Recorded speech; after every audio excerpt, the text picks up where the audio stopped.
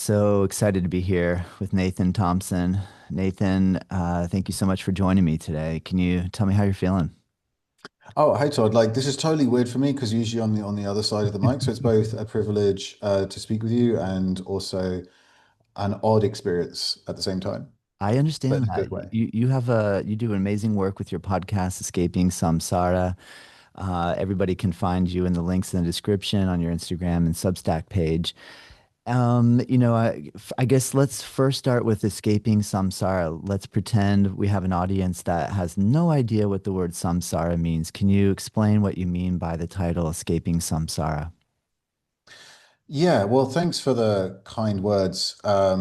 Escaping Samsara was something that was a big part of what drove my practice because I became into practice with two gifts, which has allowed me to like continue practicing, discipline and desperation. So like luckily I was born with like a kind of discipline, like that's never been too hard. I've never been one of those people that struggled to wake up early in the morning. So that's a gift I was given. I was also given the gift of desperation because I was addicted to drugs from the age of 16 to like 24-ish. And by the age of 25, I was in rehab. And then I really struggled to stay clean after that.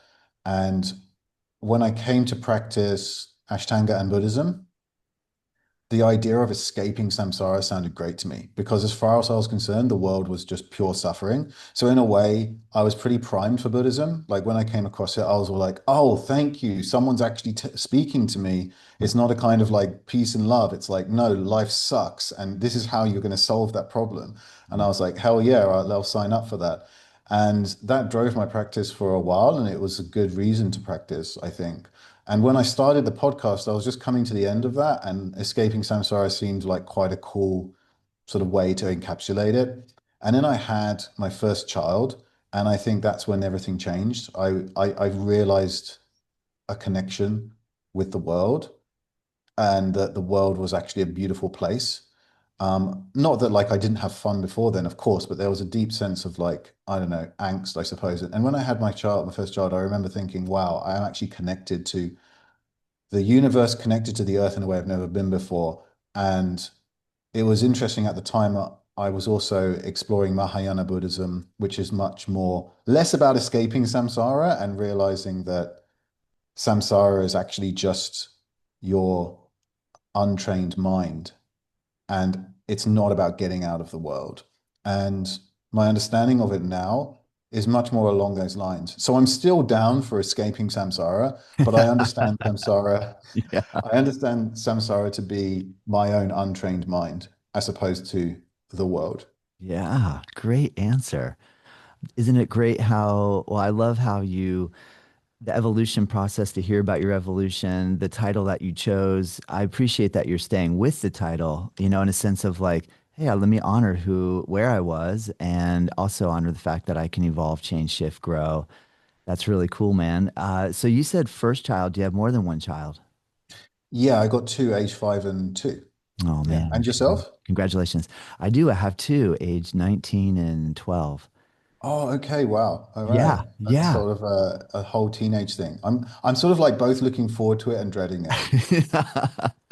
It's not as bad as everybody says, but it is a lot. It is a lot. Yeah. I had the same feeling you had of kind of like, it's already challenging enough when they're in that younger age. It's beautiful. It's amazing. It's challenging. So you hear people say, well, get ready, bigger children, bigger problems. And you're like, oh no, like, I don't know if I can take any more. But that's so cool, man. Well, where do you live?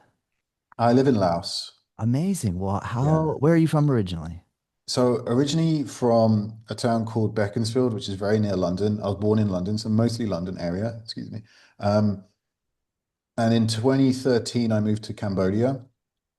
And yeah, I lived there and I met and married my wife there. And then we moved to Laos. We've been in Laos 5, 6 years now. But I do also include Thailand in my sort of living arrangement because I spend a lot of time in Thailand, like on retreat and working for a company in Thailand. I was often in Bangkok. So I sort of include like Thailand, Cambodia, Laos as my general living situation since 2013. But now I'm in Laos right now. So yeah. Incredible. How do you like it? What is the feeling there? Oh, I really appreciate living in Laos because It's a very small communist country that few people know, well, few people think about. And in that way, you're very insulated from a lot of the stuff you have to deal with in developed countries. So my wife's from Australia, so I visit Australia and England regularly. And there's a lot of angst. I'm sure people know what I'm talking about. And you are protected from that a little bit living in Laos, where, um, sure, living in a communist dictatorship is bad, but also you're also sort of free from a lot of the kind of strife that can happen That's in so interesting. democracies that are struggling. Oh, wow. We could go so many directions from here. I mean, well, I want to hear a little bit more about, in your experience, when you say it's difficult, can be difficult living in a communist country with a dictator. How do you see and feel that in your day-to-day experience? Because I mean, Well, I and can you mean, juxtapose that between what the feeling is like in Thailand? I absolutely love Thailand, and I don't feel like, would you classify Thailand as a communist dictatorship? No, right? That's or let me just hear, I'd love to hear what you have to say. yeah, like you, so basically, anyone who knows Laos will have to forgive me for talking a little bit glibly earlier. I was sort of coming at it from a sense of humor. If I'm being a bit more serious about it, then like I need to contextualize myself as I am like a privileged expat that lives in a privileged expat bubble in a communist society. The people who are actually born and live here, it's very different for them, right? Um, saying that. I'm not like they have problems and they have benefits that are different to the problems and benefits you live in America or England, right? And their society is a lot more kind of traditional, which again has like benefits and not so benefits, right? So it's harder for young people to sort of break out of their traditions and express themselves. There's not a lot of like artists and stuff like that. Like no, there's no graffiti, for example, just one example.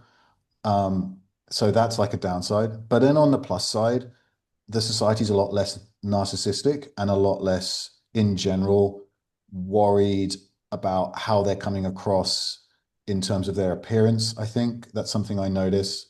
And I'm just speaking as an outside observer. Obviously, I'm not Lao. And I'm sure they deal with that on some level. But I think in general, as a vibe, you get a sense of like there's less of that like angst and having just one politically, people don't really, I don't know, I'm not really sure what to say about it, but basically they don't have the same kind of, I don't, I'm also privileged in the fact that I don't have to worry so much about my country going downhill because I don't live in my country, and Mm, yeah. that Yeah. allows me a certain freedom from the stress that I think people live with in the UK and Australia and America.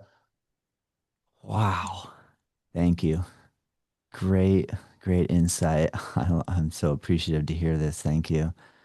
So, when did you first come across Ashtanga? You said at age 25, you had a turnaround experience of, let me try to evolve my path here.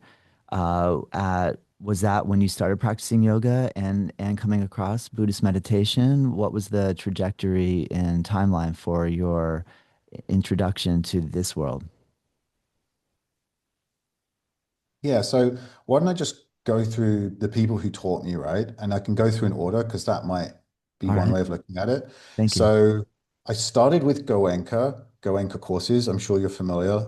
It's my current meditation teacher has called Goenka the Starbucks of meditation, in a way that it's all over the world. Everyone gets the same thing. It's very high quality, no disrespect, good stuff.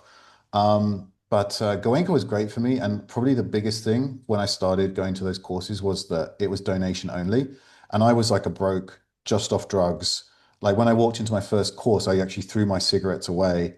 And then 10 minutes, I threw them in the bin. And then like half an hour later, I was scrabbling through the bin and someone had emptied it. And I was like, oh God, no. Oh, Yeah. how was that first 10 days in terms of withdrawals? Did you find it wasn't as bad as you thought it was going to be? Did Well, you? I was off heroin in like about a month at that point. So I was clean Wow. off the drugs for a month. And then I threw my cigarettes away and went in. I Yeah. had to be convinced to stay twice. Like two times I walked up to management. I was like, I need to get out of here. Yeah. like now. Yeah. And they luckily talked me down and I completed the course. Congrats. And when I walked out for the first time in 10 years, the loop that was in my brain of like, got to take drugs, how do I get drugs? It was gone. It was just gone for the first time in 10 years. And I remember walking out going, wow, this is actually works, you know? Yeah. And that actually lasted for about 2 weeks. So like obviously it's not a magic bullet and the want to take drugs did come back.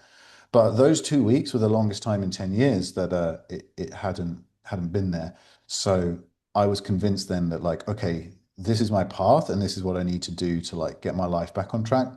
And I was also lucky that my parents were supporting me, letting me live at home, and I wasn't working. So I was able to practice 2 hours a day. And then every 3 months, I went and did another course. And then I was like serving a course. And so I did that for 3 years. So I went through a lot of courses in that time, and I definitely improved. And after like, I don't know, 6, 7 months or 10 months, I thought I would do yoga because I thought that might help me sit, right? And I came across Kina McGregor's old DVDs, the first one she put out. So big respect to Kino there for like putting out because I didn't know anything about it. I just saw Ashtanga and I thought, well, at least that sounds like an Indian name. Like I want something vaguely authentic here. So I got those DVDs, and I learned by myself for maybe 4 or 5 months, 6 months, and I was quite lucky. I had already open hips and an open back genetically, so I didn't just immediately trash myself. Had quite tight hamstrings, you know. So I mean, I'm in a kind of Western male body, so in a lot of ways, and I was young. I was like 25, 26, and I had quite good upper body strength naturally. So I think I was quite genetically suited for Ashtanga and I was at the right age for it. And after a few months, I walked into Hamish's Charlotte in London and was able to visit there for a little bit. So that's how I got into it. There's actually a lot more I could get into, but maybe if you want to stop there or I can keep going, it's up to you. Oh man, well yeah, there's so much stuff we can talk about. But I want to kind of still get this bird's eye view of your overall trajectory to where we are here today. So I'd love to continue listening to what your steps were here. Yeah, so I got the opportunity to go and volunteer in a like mini NGO teaching monks English in Cambodia in 2013. And I was so ignorant. I thought Cambodia was in Africa at the time. I was like so like provincial.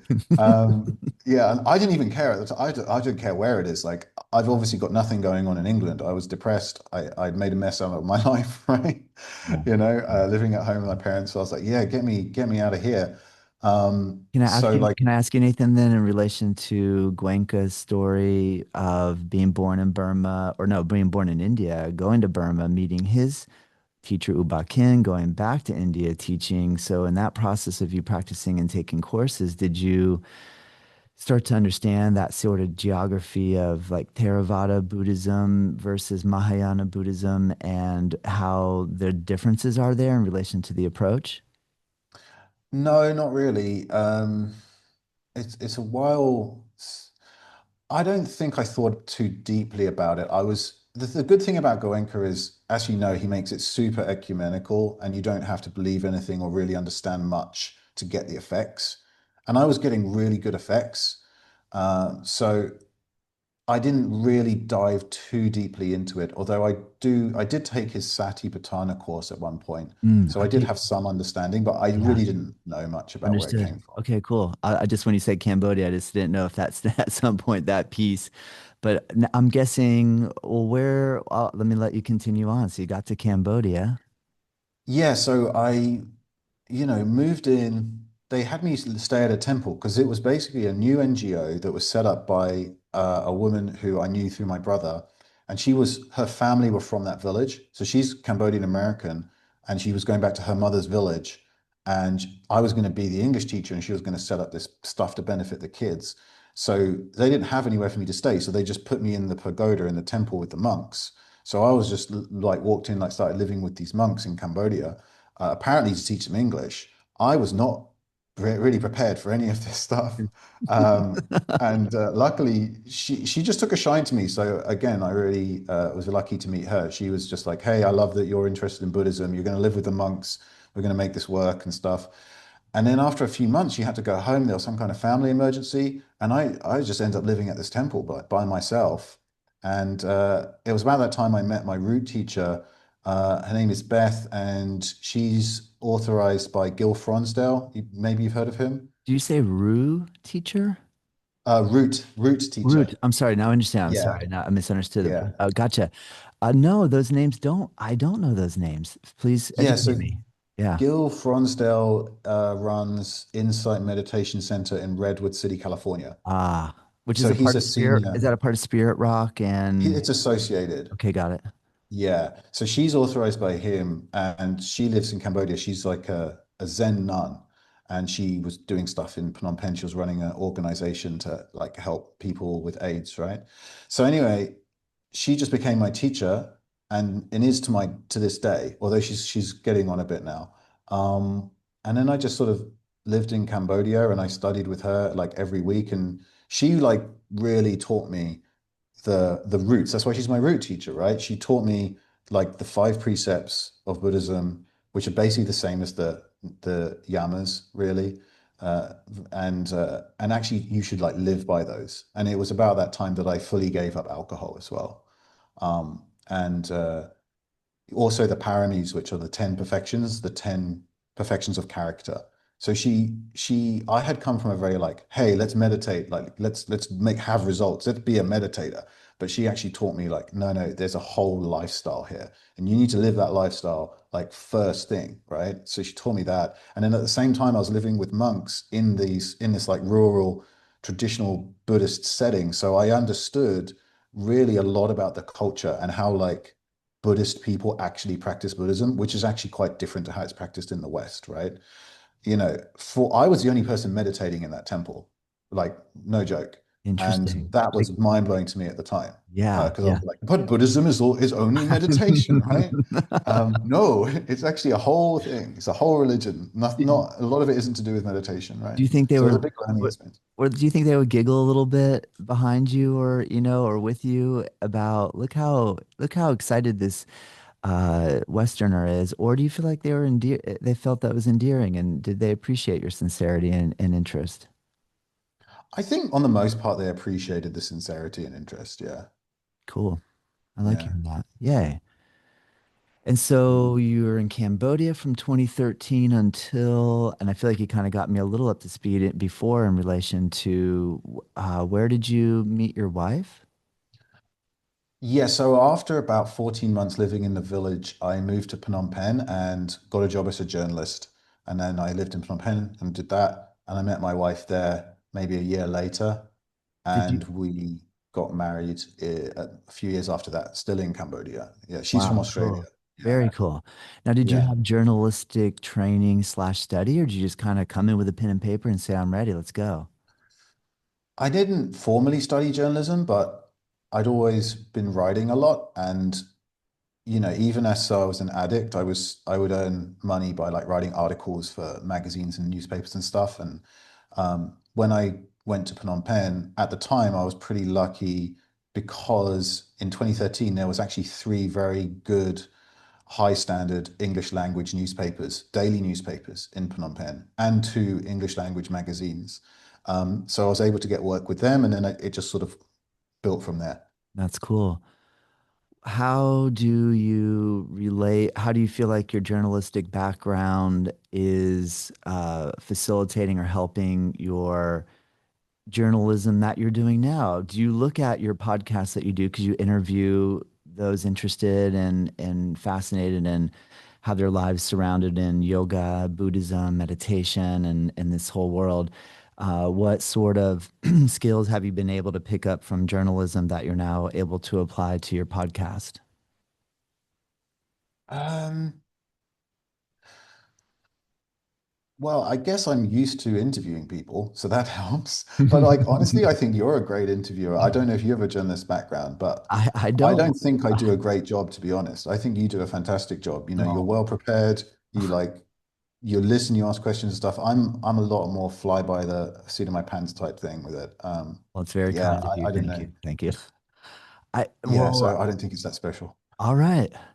I mean, so I guess from a journalism perspective, are there any key tenets that we should be following, or is it just be curious and try to be as truthful as possible? What sort of, in your own work, do you have any core tenets that you try to live by? I mean, honestly, because so much of what we do is social media focused in terms of how we get the word out there. What I did a job. See, I actually quit being a journalist in around COVID, and then I got a job in PR. And actually, what I learned in PR is probably a little bit more relevant in terms of what you say online, how you present yourself. I think I use those skills more than Mm, journalism mm, per se. that's interesting. What are you feeling currently with the climate that we're in? When you get asked questions that feel sticky and you're wondering, uh-oh, how's this going to land? Is there any PR tips you could educate me on that you find are smart, designed for built to last type of strategy? I'm just curious. I mean, you don't want to go anywhere controversial. That's the first rule of PR. It's just because I was working for a pretty big company, a finance company. So I can only speak for what works for a finance company, which also ironically somehow works quite well for a little podcast as well, which is like, yeah, like anything sensitive, just don't go there.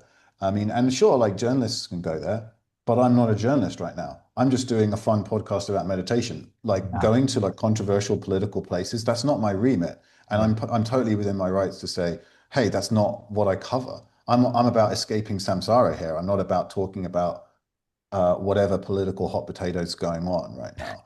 And I think you're there's nothing wrong with taking that position. Some Yeah. people I think feel like they need to go there, like they have some kind of duty. But like, dude, there's training for that. There's people who go through years of school to be able to do that well.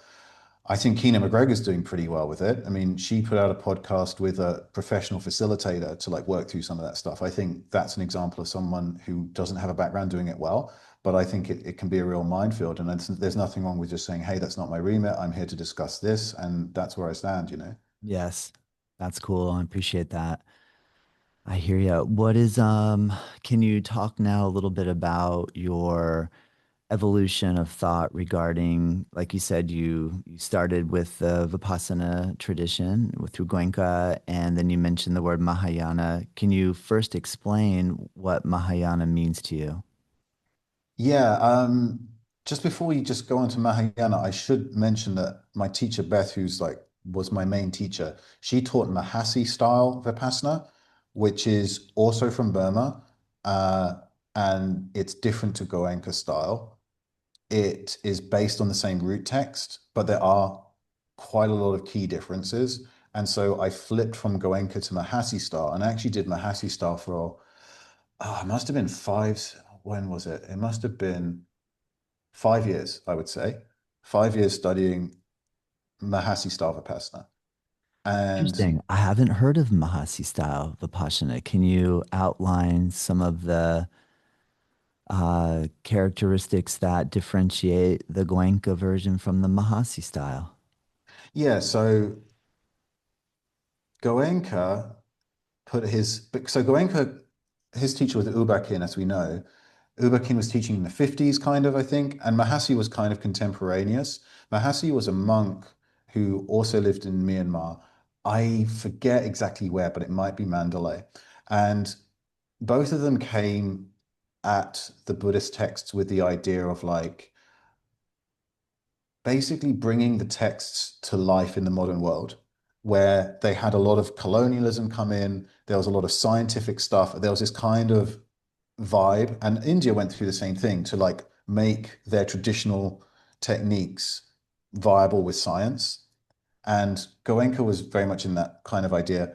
Mahasi also did the same thing, and they both used the same text, which is the Satipatthana Sutta. So they both agree that the Satipatthana Sutta is perhaps one of the best meditation manuals in the Pali Canon for use by modern people, but they both came to different conclusions in how to interpret and teach it.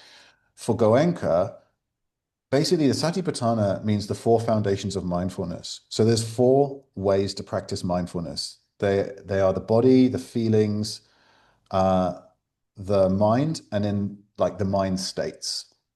Now, if for Goenka, and very hardcore Goenka people might correct me if I'm wrong, and I'm not 100% on this, but my understanding is that all four of these occur in the bodily sensations. So by scanning the body and doing bodily sensations, you're experiencing all four satipatthanas like at once, because nothing manifests that isn't a sensation in the body, which is true. So no, it's a great argument. I don't have a problem with it. That's a great way to practice.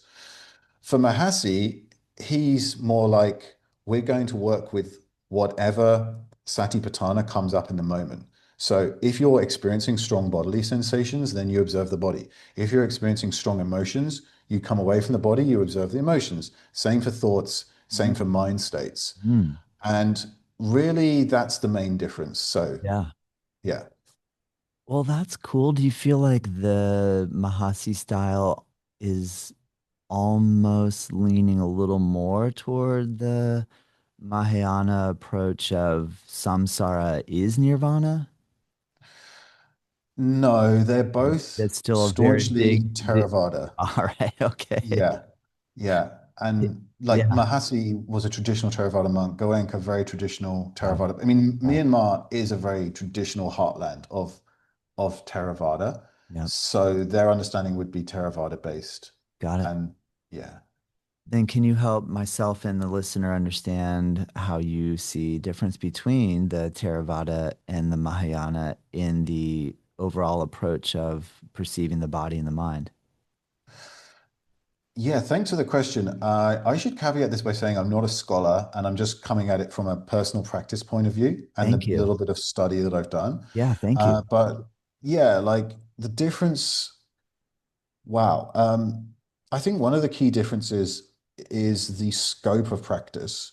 So Theravada is often criticized. Well, they use this pejorative term called the Hinayana, which means the smaller vehicle. Some people claim it's not pejorative, but it feels pejorative to me as a mostly Theravada practitioner. Anyway, and they mean what they mean by that is we're talking about individual liberation here. So this is the whole escaping samsara thing, where it's all like, hey, you've got a human body in all the countless rebirths you could possibly have in the universe. You've hit like multiple lottery jackpots.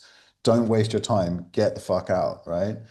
Whereas Mahayana, it's much more about practicing in community. You Yeah. know, it's like, hey, what is my relationship with this other being? How can I be compassionate with this other being? And of course, the great vehicle is the whole point is to liberate all beings at the same time. Yeah. But what the Theravadins sometimes miss is they can take it a little bit literally. Because I've heard Theravada monks say, do you know how long it's going to take to liberate every individual being in the universe? You're going to be in samsara for like 10 bazillion years. But really, if all experience is the play of your own mind, then by liberating every sentient being, you're essentially like liberating yourself. And that's the key sort of thing there. So it definitely dives a little bit deeper. Not to say that Theravada is not very deep, but I think philosophically it goes, it's more sophisticated perhaps. Great answer. Thank you so much. You know, when you made a mention earlier that when you became a dad, you felt a unique shift in your connection to the earth and your experience in the world. Is that, would you relate or translate that experience with then your kind of expansion into, well, let me explore this Mahayana path? Was there, did those two things happen very close to each other? I'm just kind of curious about how, because I had a similar, when with children, I had a similar sort of awakening of like, wow, my whole role in this experience has shifted, and just, absolute awe and desire to be as good as I can possibly be for my children.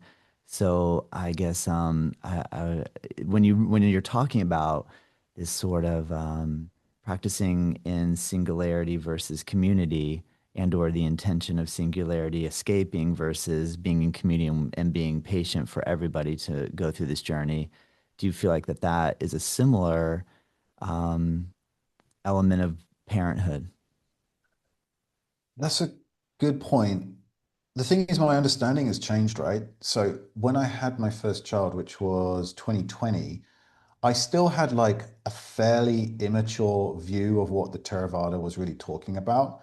And I had sort of come to the conclusion that if you weren't a man and if you weren't a monk, then they were a little bit like, here, good luck, is was their attitude. But that's not their attitude at all. I'm still mostly a Theravada practitioner. And my understanding's changed that actually Theravadans are very community focused. But it's very easy to get the wrong message. And even after many years of like kind Mm. of studying and living in these areas, Yeah. I had still imbibed the message that you need to be a monk, and if you have a child, then like you're going to be stuck in samsara for like a bunch more lifetimes, and if you had better merit, then you would not have a child and you would be a monk, right? Your karma's not good enough.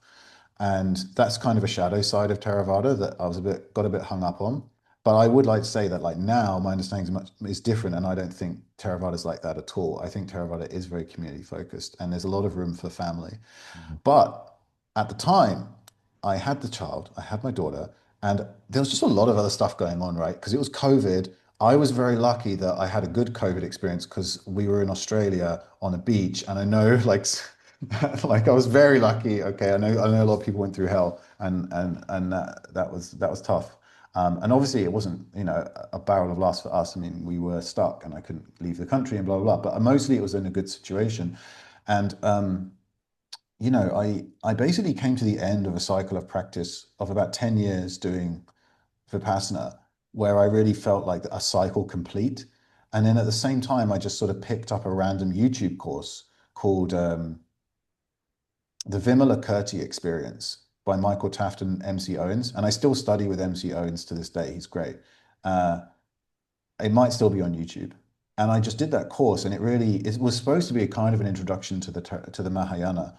And so that happened just around I just randomly was doing it at the time my child was born. And so Mm. all these three things came together. It was like there was COVID, so everything was like super intense and energized. And then this whole cycle of practice for 10 years sort of came to an end. And then my whole role in the world was completely shifted because now I was a father. And then at the same time, the Mahayana like just came up and was all like, boom, like, hey, I'm Mahayana and I'm totally blowing your mind right now. And yeah, like, I mean, for example, I remember the moment when Michael Taft, who's a great meditation teacher, he was doing a guided meditation and he just said something like, let your sense of self melt like butter. And for some reason, that instruction just hit me and something unclenched that had been clenched my whole life, right? And then Mm. I was suddenly like, boom, whoa, like, yeah, like the thing was sort of relaxed, whatever this thing is. And there was a lot of what was driving my practice, and this sense of separation sort of was definitely melted away. And then my child was there, and then that whole process started. So there was a lot of stuff happened. It was a very powerful time. I was also deeply involved in men's work as well. So I don't know if you know much about the men's work stuff, but I was part of this group. It was super intense. It was all shadow work. People were shouting at each other, crying, like beating the floor. It was like mad, like encounter work was happening at the same time. So yeah, it was crazy. Oh man, well I hear you. I feel like we have to go through that sort of stuff to kind of process all the things we came across as children. And I hear you, man. Well, are you when you if you give advice to say you meet a 25-year-old that's just coming out of say a similar journey that you were on. I know there's a lot of probably we'll just stick say well men or women that are age 20 to 25 that are partying pretty hard, and you have that little moment of like, wait, okay, now's the time I'm going to start focusing in a different direction. What sort of advice would you give that niche crew based off of what you've learned, if you could just give him a couple of words of wisdom advice, what do you think it would be? I mean, are we talking about people who are like completely dysfunctional addicts or people who are just like struggling with the partying? Ooh, you're right. There's a distinction there. Let's kind of somewhere in the middle of those two. Yeah, problematic partying, maybe. All right. Yeah, good nice middle word. I like that. Yeah. Um, I'm just going to repeat what Ramdas said, which was instrumental for my journey. And I can probably quote him like near enough verbatim because this was so important for me to hear. But he said something like, when people come to me with addictions, I never say meet the addiction head on because that's going to cause a backlash if you try to like push or change yourself from a top-down type approach. The mind will rebel. So what I say to people who come to me with addictions is take up a spiritual practice, take up something that will help you see yourself in a new way, and let the addiction fall away when it falls away. Mm, And I great. think that advice was massive for me, like Yeah. so good. Yeah. Yeah. Very cool. Cool. How are you teaching yoga in Laos? Are you teaching Ashtanga? No, I did a teacher training with Gregor Mele, but I've never really taught yoga. I've always just been a practitioner, although I am about to start a weekly meditation class. Cool. Is Mm. that something that you're doing only in person, or are you doing it online or hybrid? No, just at the local yoga studio. I'm just going to do once a week and standard Buddhist meditation, I think. Yeah. Cool. What was it like practicing with Gregor Mile? I love his books. I've never met him. Can you tell me what that was like? Yeah, Gregor, for me, it was all about the pranayama because I wanted to learn pranayama and I sort of narrowed it down to a few teachers that I thought were qualified and sincere and also accessible. And I ended up studying with Gregor and I did his whole 200-hour thing, which is great. Totally recommend it. Amazing. To this day, he is still my pranayama teacher. So I follow his system. His system's outlined in his book, The Breath of Yoga. It's a very good system. It's very well researched. And he learned a lot of it from B&S Iyengar, and then a lot of it is just his own study. And I've been practicing it now for 5 years, and I've had very good results with it. So when it comes to Gregor, I'm very much regarded as my pranayama teacher, and that's mostly where he sits in my life. Very cool. His book is incredible. I'm about halfway through it, but I'm like you said, I'm blown away by the research that he's put into it, and his sincerity of practice comes through when I read the book. It seems like, wow, this guy really is taking this Yeah, you should have him on the incredibly. podcast. Oh, that'd be He'll, amazing. That'd be yeah, you amazing. should get I'll him reach on. out to him. I'll reach out to him and Yeah. mention you. And then I recently got a chance to interview Simon Borg Olivier. And then right after I saw that you were in Australia, I believe maybe you weren't in Australia. I don't know, actually know where you were, but you got a chance to practice with them. And I was so excited to see that you got to meet him. Can you tell me a little bit about what your experience practicing with him was like? I just visited him for a couple of hours at his house in Australia because Cool. I didn't Cool. really practice with him, but what I wanted to do specifically was learn his technique of doing Mahamudra. Because I have done courses, I learned different ways to do Mahamudra. I learned from Robert Moses, who was on your podcast just recently. Yeah. And Isn't yeah. he amazing? I love Oh, Rob. He he's was great. so nice. What Yeah. a Yeah, nice. he's like the yoga Santa Claus. And I've never told him that to his face, but I'm sure he wouldn't mind. He is such a Um, sweet, kind person. Oh, that's cool. yeah, That's cool. yeah. So I learned it from him, and I also learned it from Shandor Remete, the shadow yoga guy, and also Gregor. Um, but Simon was doing it in a slightly different way that involved the tongue mudra, and I was copying his videos, but I always think it's so great if you can learn in person from someone just because of the vibes, and I think in traditional India they might call it even Shaktipat, although I don't know if that term is appropriate, but there's something that's transferred when you're with a person. So that's why I did at the time drive, like it was a 4 hour round trip just to see him for a couple of hours. And I just wanted to learn that one specific technique. And yeah, it's not too dissimilar to what like Shandor and Robert Moses teach, but he does some fun stuff with the tongue, which I enjoy. So yeah, I'm Cool. happy with it. Nice, nice. And how does your wife relate with you in relation to your passion and pursuit of meditation and yoga? Is she journeying along with you in terms of practice, or more are you guys, do you guys, how do you relate on that level? I mean, I'm really fortunate to be with my wife because she's just been so supportive. And I wasn't always earning money, and she was supporting me while I was doing quite a lot of practice, really. And the amount of time I've just been like, okay, I'm going to go on, I'll be in India for 2 weeks. I'll also be on silent retreats, so you won't hear from me, but good luck with the kids.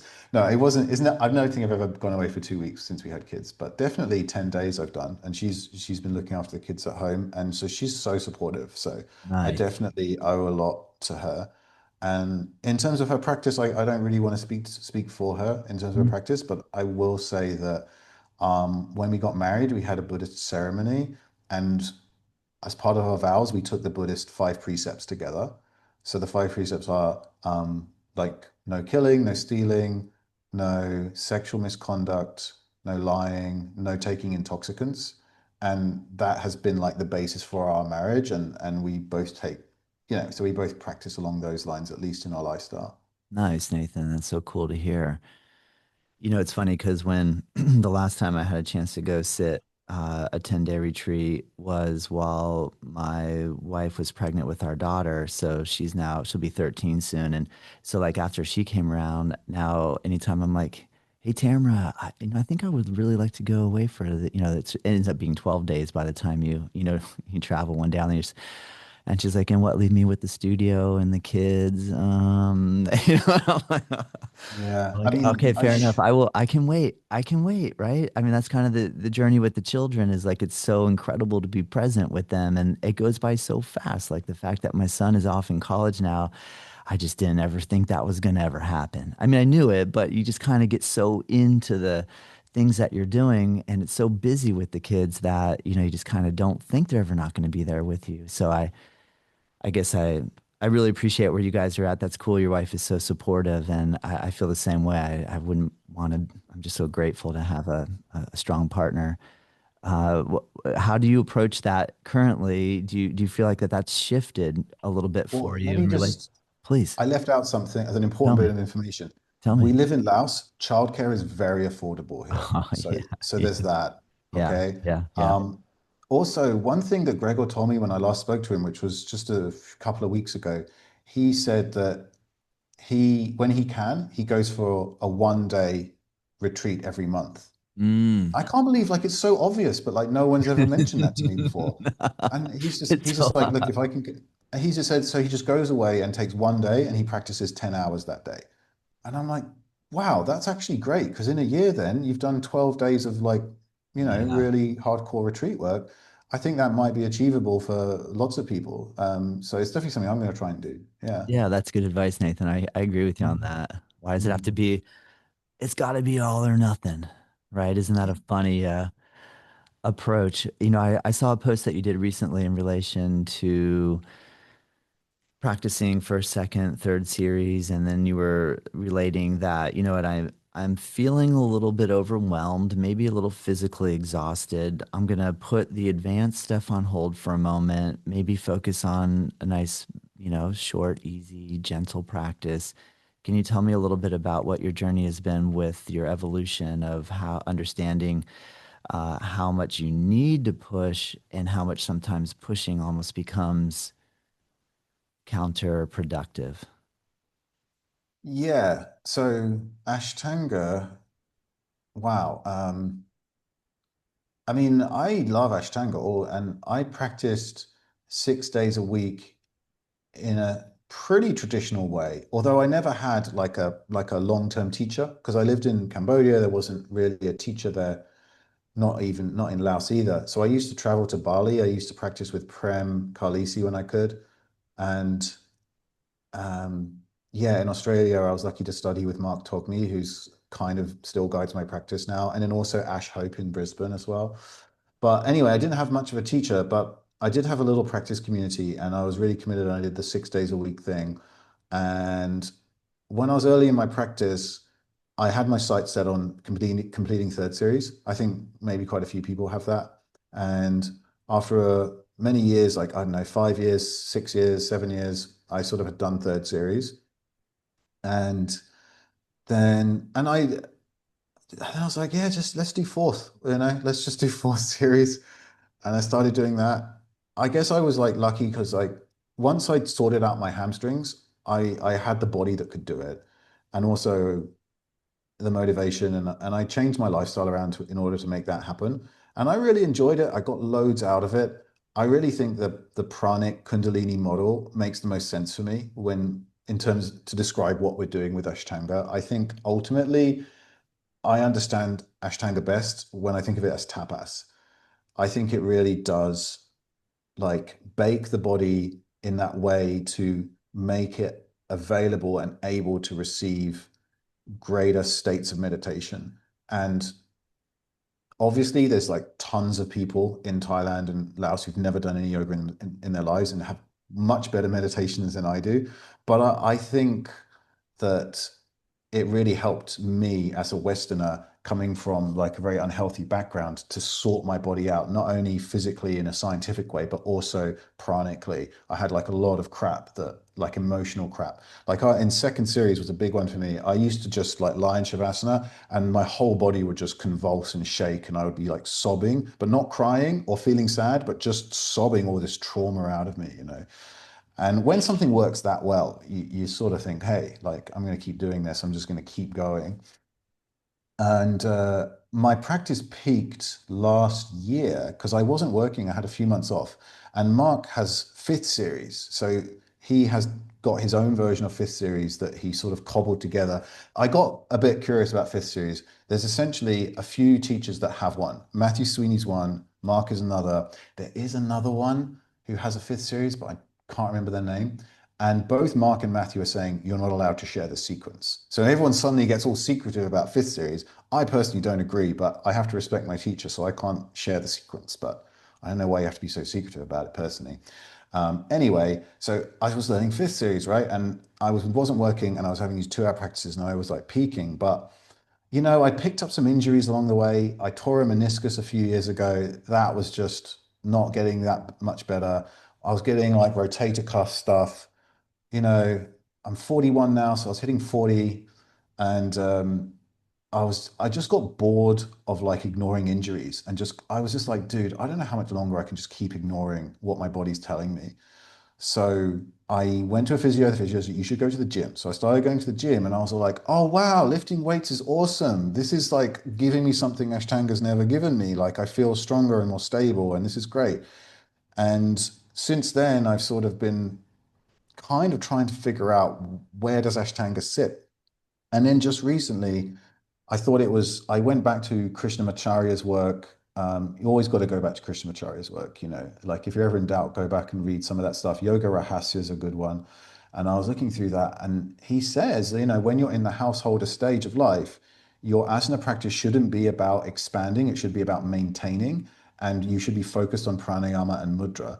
And like, I was like, yes, at that point. Like, there was just a big yes for me. I was like, that's where I want to be. I don't want to be making all kinds of life sacrifices so I can do fifth series when it's not even that good for me, when I could be doing a lot more pranayama, a lot more mudra, and a lot more meditation, which is actually where the juice is for me these days. So it's still a work in progress. I basically now the morning session, which is the one session I guarantee I can get every day, that is entirely devoted to pranayama, mudra, and meditation now. And now asana, unfortunately, my baby asana, my lovely asana, that has to just be relegated to the afternoon session, which may or may not happen. And I may have an hour or I may have 90 minutes or whatever. And I just have to do what I can. And Yeah. it's a shame that I can't do everything, but Yeah. I'm happy with the decision right now, and I don't know. I'm still trying to figure out how I can keep up my advanced practice, but I don't know how. I tell you, it's hard. Oh man, Nathan, I hear you. Great answer. Oh my Yeah, gosh. You know, wow. Great insights. I couldn't agree more. Gone through a similar because trajectory. you're about the same age, right? I'm 10 years older. I'm a little Okay. 52 now. And yeah, yeah, my body just started to say, what are you doing with severe pain, you know? And so um now I'm managing and not in severe pain, but because I'm honoring and I just wasn't listening, you know, it was just so right in front of me. It was just in front of me in the sense in me, like I was feeling pain. But I just had this thought that I had to just somehow keep going, and I pushed myself into a place where it became so painful. I had no choice but to listen. So I'm so grateful, so thankful for it now. But in the time being, it was my whole world felt like it was crumbling, you know, like just earthquake type of experience, you know? So, oh man, these little journeys that we go through with all this is just so fascinating. I really love hearing. For me, it's so inspirational to hear your story because I'm not alone. Other people are going through it, so I love hearing that. I'm incredibly inspired how you've been able to kick a very difficult drug that a lot of people aren't able to come back from. The stats on the people that are able to kick it and stay sober and prosper in life is not very not it is not easy. So the fact that you were able to do that and your growth that you're going through, I just love hearing about all this. Thank you so much for sharing. I really appreciate it. Yeah, thank you for asking. It's nice to think that it wasn't all just like in my head. Yeah. Yeah. Well, how I know we have a few more minutes here. If you don't mind, I just have one more question. I'm curious, in your journey through the meditation world, and I feel like with Vipassana, there's this very pay attention to sensation and stay in your body. Stay in your body. Maybe I got that wrong, so you can correct me if maybe I misinterpreted some of that instruction, but like and then in the world of like astral travel, this concept of Akashic record and or merging in with the larger consciousness system and tapping into the ability to travel. And then if we look at like non-dual Shaiva Tantra and some of the I recently read Dr. Robert Svoboda's book, The Left Hand Path, one that he Oh, has. I've got the second one of those. I've Oh, read the second one, it was Kundalini. just like, wow, it blew my mind. I'm like, whoa, that's a lot of stuff going on there.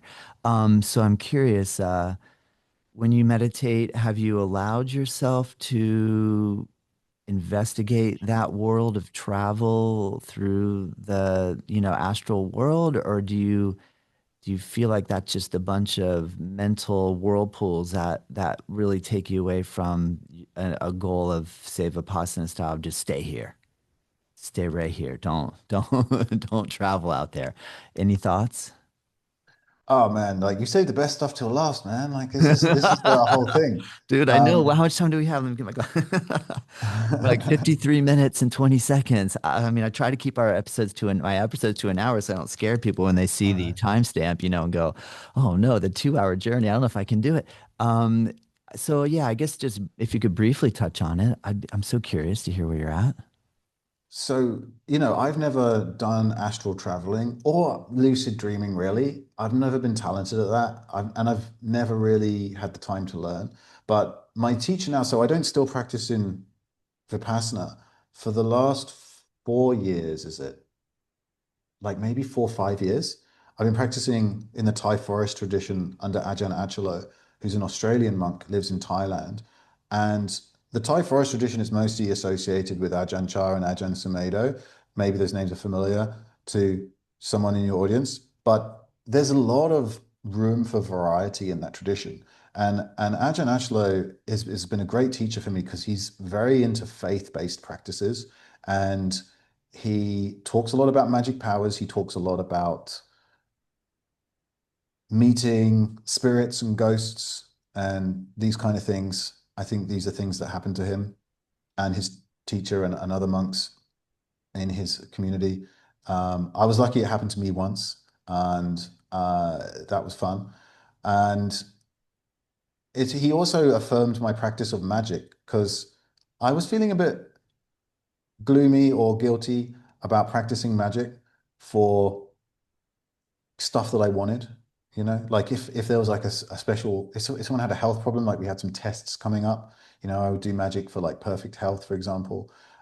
Maybe even like getting a job when I didn't have a job. And I was sort of worried about that because it's just like, oh, this is a bit materialistic, right?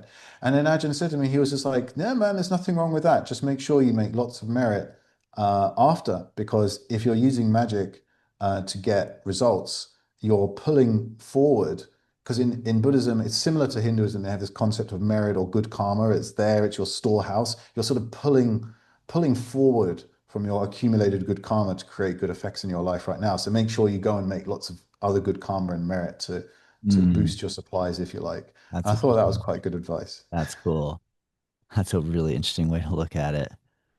Pulling from if you're trying to manifest something in the present, you're actually pulling from your future potential good karma. Yeah. So if you That's a get results, yeah, that's you need to interesting. go and make a Yes, lot of yes, merit. Go and do good yeah, things. Donate to yeah, your local Buddhist yeah, organizations. yeah, yeah. Oh Yeah. man, that's cool. Good insight. All right, then I have time for one last question. What would you like to leave us with? Do you have any final words of I don't know, anything? Any other thing that you feel like I want to share this? Well, I think Ashtanga, right? The Ashtanga community, it's in such a vulnerable place right now after Sharat died. And it's such a interesting place now that the community or Ashtanga as a school, it was so centered around the Joyce family and what was going on in Mysore. Like I never studied with Sharat, so was never really part of it. I've always been observing from the outside. But as someone who continues to be an outside observer, I think to have the center not there anymore really. And then also the way I loved your episode with Satu Joyce, because I think she embodies what Ashtanga really is about nowadays, where it Wasn't is that about, yes. yeah, Yeah, didn't she have an incredible, like humble and I feel like has a very bright future. And not because so many people are going to flock to her, but more because she's grounded in not wanting that. I don't know. I just got a really nice vibe from her too. That's cool that you say that. Thank you. yeah, because she sort of like has this attitude of making it, accessible. And there's a lot of stuff has been done about accessibility in Ashtanga. And a lot of people have left Ashtanga. Eddie Stern's a good example of someone who just put his hand up and said, "Guys, I've had back pain for years. I'm not doing this anymore." Yeah. And we're sort of in that category now. And I think it's just a funny place. But I think it's actually positive. I think the Mysore thing had run its course. I think people were forcing it. I think the gossip was ridiculous and childish. And I think we're in a good place to like grow up and find out what Ashtanga is really good for in the modern world. So Yeah. I'm Yeah. keen for the future, and I'll be there. Even if I'm just doing half primary when I'm 70, I'll still be there somewhere. And come and Yes. say hi. Yeah. Oh man, Nathan, thank you so much. This has been an honor and a pleasure. I really enjoyed this. I can't thank you enough for taking time out of your evening. I know it's late in your day there, so thank you for mustering up some good energy for us here. And I look forward to sharing this episode. And I really appreciate everything that you shared. Thank you so much. Thanks so much, Todd. This has been a privilege and a pleasure as well. So yeah, thank you so much. Yeah. Thank you.